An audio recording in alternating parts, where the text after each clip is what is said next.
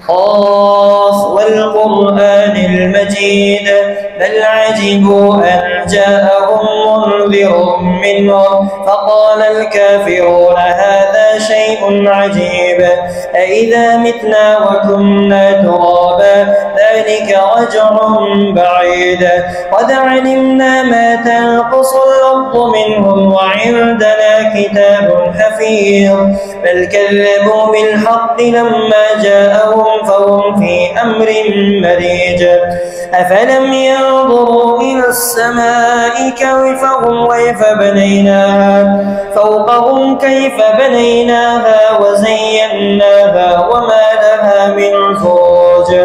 والأرض مددناها وألقينا فيها رواسي وأنبتنا فيها من كل زوج بهيج تبصرة وذكرى لكل عبد منيب ونزلنا من السماء ماء مباركا فأنبتنا به جنات وحب الحصيد والنخل باسقات لها طلع نضيد رزقا للعباد وأحيينا به بلدة ميتا كذلك الخروج كذبت قبلهم قوم نوح وعاد وثمود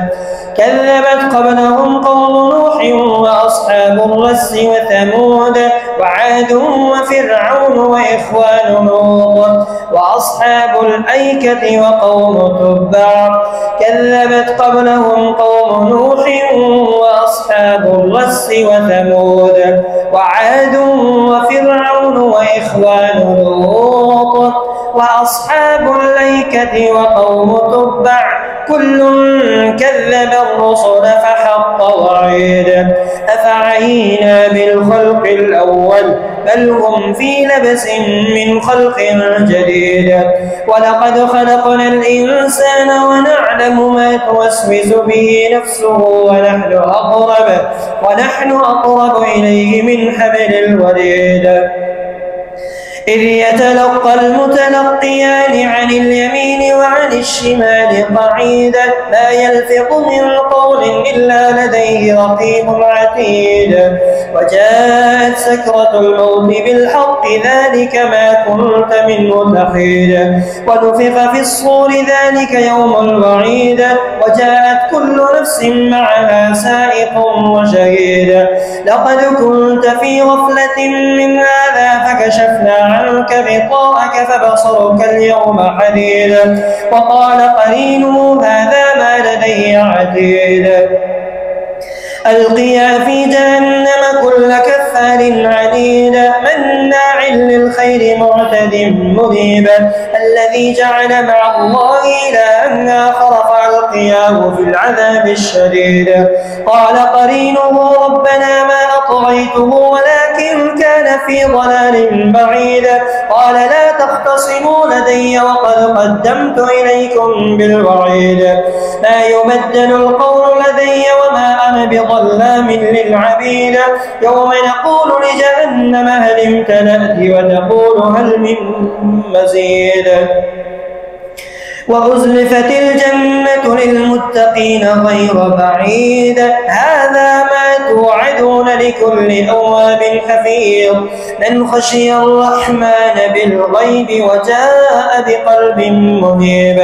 ادخلوها بسلام ذلك يوم الخلود لهم ما يشاءون فيها ولدينا مزيد وكم أهلكنا قبلهم من قرن هم أشد منهم بطشا فنقبوا في البلاد هل من محيص إن في ذلك لذكرى لمن كان له قلب أو ألقى السمع وهو شهيد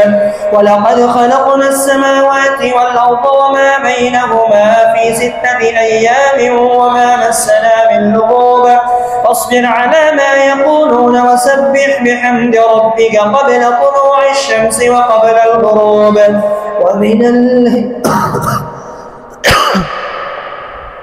ومن الليل فسبحه وأدبار السجود واستمع يوم ينادي المناد من مكان قريب يوم يسمعون الصيحة بالحق ذلك يوم الخروج إنا نحن نحيي ونميت وإلينا المصير يوم تشقق الأرض عنهم صراعا ذلك حشر علينا يسير نحن أعلم بما يقولون وما أنت عليهم بجبار فذكر بالقرآن من يخاف وعيد.